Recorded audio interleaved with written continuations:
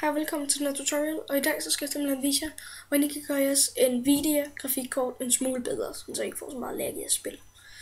Det I gør, det er I højreklikker på jeres skrivebord, højreklikker I og går ind under Nvidia Control Panel.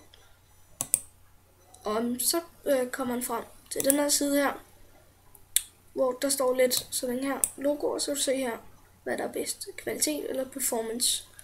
Så det du så gør, det er, jeg kan ikke huske, står vist lidt på den her, og så skal du simpelthen trykke på den her, brug min, altså lad mig selv bestemme det.